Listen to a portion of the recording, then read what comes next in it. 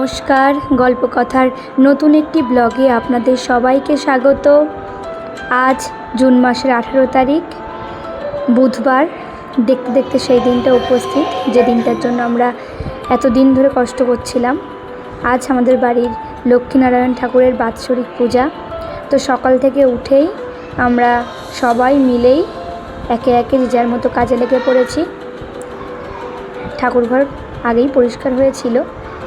ঠাকুরের এখন এই অবস্থা, এখনও ঠাকুরের অভিষেক হয়নি, তাই মোটামুটি বাকি ঠাকুরগুলোকে ফুল টুল দিয়ে এরকম পর্যায়ে একটা সাজিয়েছে।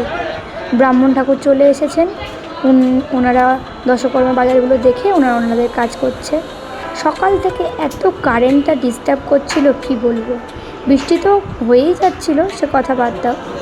তো ব্রাহ্মণ ঠাকুররা ওনারা ওনাদের মতো কাজ গুছিয়ে নিচ্ছিল। বাড়ির সবাই যে যার মতো ওনাদেরকে সাহায্য করছিল। দশকর্মার বাজার, অভিষেকের সমস্ত কিছু, ফুল বেলপাতা, হেনা তেনা প্রচুর কাজ থাকে। আপনারা সবাই জানেন যাদের বাড়ি বাৎসরিক পূজা হয়, তো সেইভাবেই কাজ চলছে একে একে। দোকানে তো বহুবার যাওয়া হলো, তার উপর আবার ডাব পাওয়া যাচ্ছিল না। যাকে ডাব দিয়ে যাওয়ার কথা ছিল সে ডাব দিয়ে যায়নি। আবার আমি ছুটে গেলাম বারুইপুরে। এখন বারুইপুরে যাচ্ছি। বারুইপুর থেকে ঘুরে এসে আবার আপনাদের সঙ্গে কথা বলছি, কারণ বৃষ্টি পড়ছিল, তার উপর আমি একা গিয়েছিলাম, ভিডিও করা সম্ভব হয়ে ওঠেনি। তাই এসে আপনাদের সঙ্গে কথা বলছি। বাড়ি ফিরেই দেখি ঠাকুরের বরণ চলছে। অভিষেক হয়ে গেছিলো ঠাকুরের, তো আমি ছিলাম না, ভিডিওটা করতে পারিনি। দেখি যদি কোনোভাবে বোনদের কাছ থেকে জোগাড় করতে পারি তো পরে আপনাদের সঙ্গে শেয়ার করব। এবছর ঠাকুরের মা লক্ষ্মীর ড্রেস ছিল পিঙ্ক কালারের, মানে গোলাপি, আর নারায়ণের জামা ছিল সাদা রঙের, ধুতির মতো। তো মা এখন বরণ করছে পান দিয়ে। 2 বছর মাই বরণ করেছিল, এবছরও মাই বরণ করছে। এখন ঠাকুরের বরণ পর্ব চলছে, আপনারা দেখুন, তারপরে আবার আপনাদের সঙ্গে কথা হচ্ছে।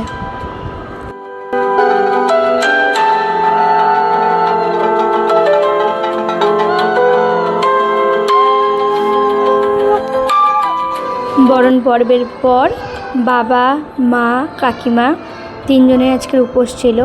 তো 3 জনে বসে পড়ল পুজোতে। যে সমস্ত নিয়ম কানুন আছে একে একে ওনারা সেরে নেবে। আমার সঙ্গে আপনারাও দেখুন। বাবার পিছনে মা আর ওপাশেরটা কাকিমা।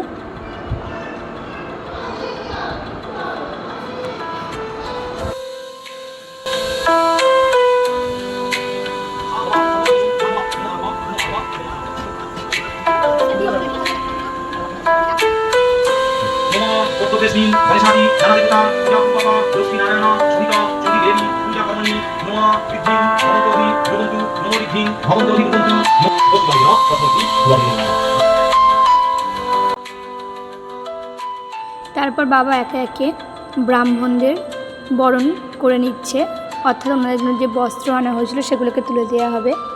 তো তুলে দিক।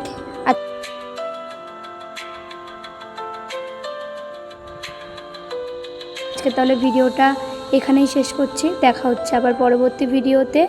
ততক্ষণ আপনারা সবাই ভালো থাকুন, সুস্থ থাকুন, ভগবানের কাছে এই প্রার্থনা করি। দেখা হচ্ছে খুব শীঘ্রই। আজকের মতো টাটা।